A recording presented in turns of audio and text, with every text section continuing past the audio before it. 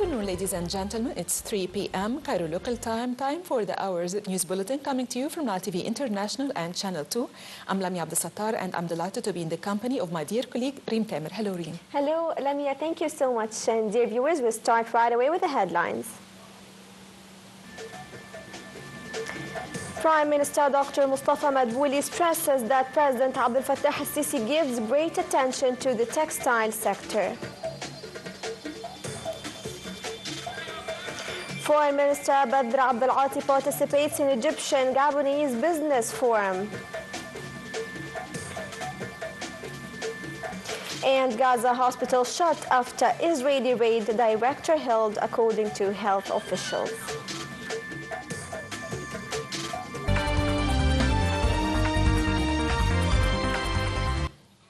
Two details. Prime Minister Dr. Mustafa Madbouli embarked on an inspection tour to Masr Spinning and Weaving Company in Al-Mahalla Al-Kubra. The tour falls within the framework of the Prime Minister's constant follow-up on the implementation rate of the national projects to develop the spinning and weaving industry, which aims at stimulating local production and increasing competitiveness and exports. Following the tour, Madbouli held a press conference where he stressed that President Abdel Fattah al-Sisi gives great attention to the textile sector as he gave directives to develop the sector in a bid to push its capabilities. In his remarks, Madbouli also pointed to the endeavors of the company to grab the percentage exceeding 20% of global market.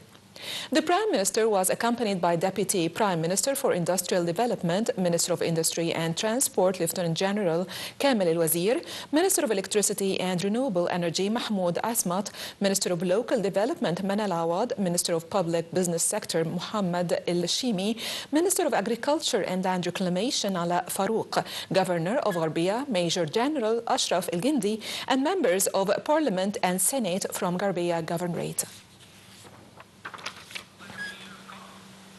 Minister of Foreign Affairs, Immigration and Egyptian expatriates Badr Abdelati participated on Saturday in the Egyptian-Gabonese Business Forum, which was held in the capital, Libreville, in the presence of Gabonese President Oligui Nguema and Gabonese ministers. The forum was also attended by a number of Egyptian and Gabonese businessmen and investors. In his word, Abdelati emphasized the importance of the forum as a platform for boosting bilateral cooperation.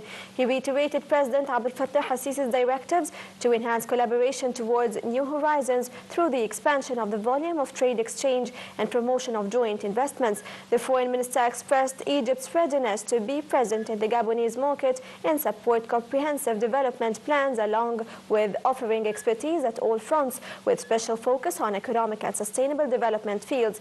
In addition, Abdelati pointed out to the pivotal role of public and private sector companies in fostering development on the African continent.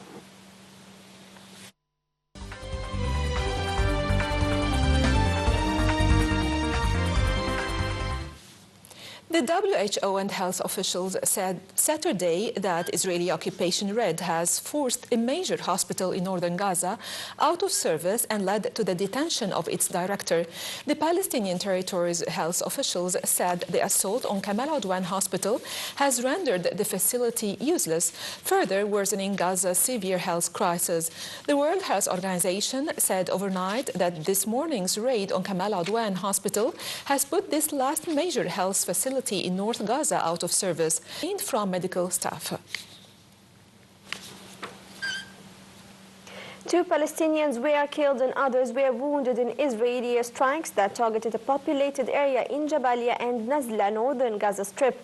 9 Palestinians also were killed, including 3 children in a camp in central Gaza Strip. Meanwhile, occupation artillery hit different areas in the north amid shooting from airplanes, from helicopters and military vehicles. The Israeli military said it intercepted a missile launched from Yemen early Saturday, a day after Houthis in Sana'a were hit by fresh airstrikes. Israel said that sirens sounded in areas of occupied Jerusalem and the Dead Sea on Saturday as a missile launched from Yemen was intercepted. prior to crossing into Israeli territory. The day before, a fresh airstrike hit Sana'a, which Houthi blamed on U.S.-British aggression, though it remains unclear who was behind it. Since the eruption of the genocide war on Gaza in October last year, the Houthis have fired a series of missiles and drones at Israel. They have stepped up their attacks since November's ceasefire between Israel and Hezbollah group in Lebanon. The Houthis have also attacked commercial shipping in the Red Sea, prompting reprisal strikes by the United States and sometimes Britain. Clashes erupted between Syrian military forces and elements of ex-regime in Deir ez-Zor.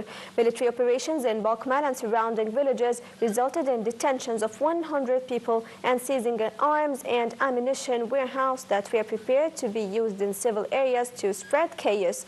Some suspects were found to be involved in operations targeting military operations chamber. In Damascus, citizens participated in a silent protest to release dozens of thousands of detainees during the ruling of ex-President Bashar al-Assad.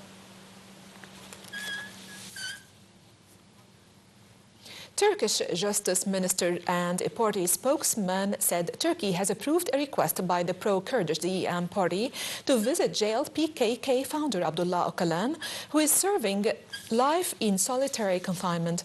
The move comes 2 months after the head of Turkey's far-right MHP party extended Öcalan a shock olive branch, inviting him to parliament to renounce terror and disband his group, a move backed by President Recep Tayyip Erdogan. A day later, Öcalan was allowed his first family visit since March 2020, prompting DEM to make its own request to the Justice Ministry to visit the 75-year-old former guerrilla. The United Nations Security Council authorized an African Union Stabilization and Support Mission in Somalia, known as OSOM, AUSSOM, that will replace a larger AU anti-terrorism operation from January the 1st, 2025. The European Union and United States, the top funders of AU forces in Somalia, wanted to reduce the number of AU peacekeepers due to concerns about long-term financing and sustainability. The United States abstained from the UN Security Council vote on Friday over its funding concerns. The remaining 14 Council members voted for the resolution.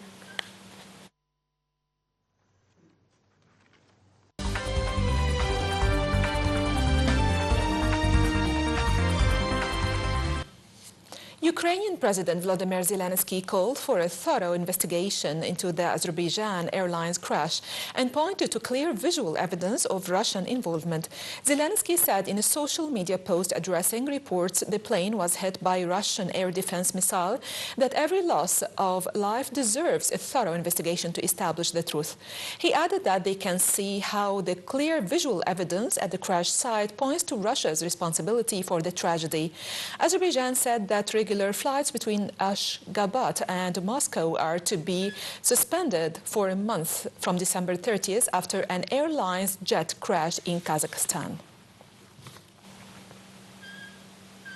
White House spokesperson John Kirby said that North Korean forces are experiencing mass casualties on the front lines of Russia's war against Ukraine, with 1,000 of their troops killed or wounded in the last week alone in Russia's Kursk region.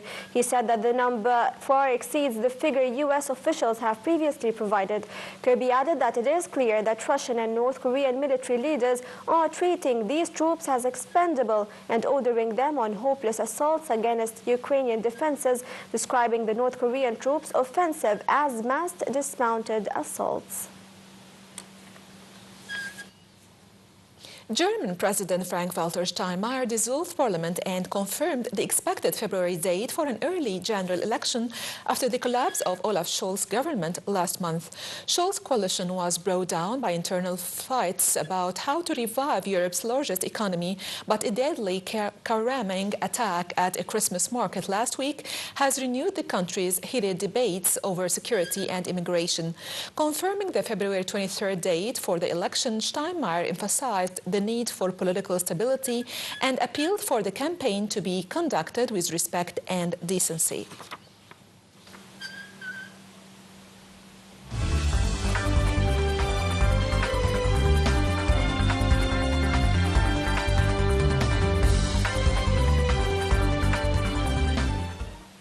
Moving to the world of business and finance, as Saudi Arabia will give Yemen's internationally recognized government $500 million to pay salaries and other expenses.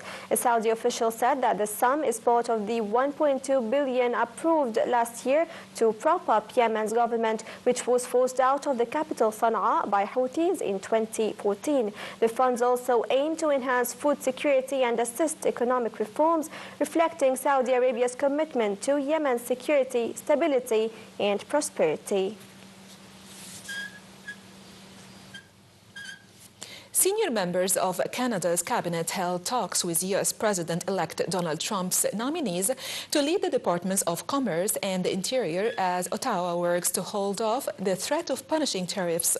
Trump has vowed to impose crippling 25% tariffs on all Canadian imports when he takes office next month. Canadian Prime Minister Justin Trudeau has promised retaliatory measures should Trump follow through on his pledge, raising fears of a trade war. More than 75% of Canadian exports go to the United States, and nearly 2 million Canadian jobs depend on trade.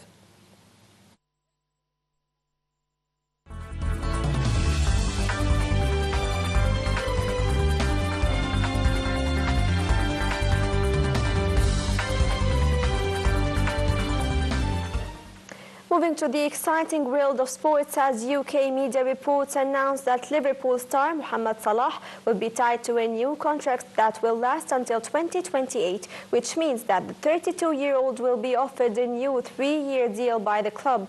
The Egyptian attacker has been the best Liverpool player this season and far the best player in the Premier League, as he has single-handedly taken the Reds to the top of the Premier League and the Champions League. Salah is blowing the rest of the Premier League away with 26 goal contributions in 16 matches. Salah has scored 156 goals in 254 appearances during his 5 years at Anfield. Arsenal moved up to second in the Premier League and within 6 points of Liverpool after a largely trouble-free, if slightly pedestrian, 1-0 win at home to struggling Ipswich Town on a chilly night in North London. The win lifted Arsenal to 36 points behind Liverpool, who have 42 and a game in hand, and meant the Gunners leapfrogged both London rivals Chelsea, who have 35 points, and one of the season's surprise packages, Nottingham Forest, fourth on 34. The Gunners next visit Brentford on New Year's Day and Brighton and Hove Albion on January the 4th before playing 2 domestic cup games and hosting local rivals Tottenham Hotspur on January 15th.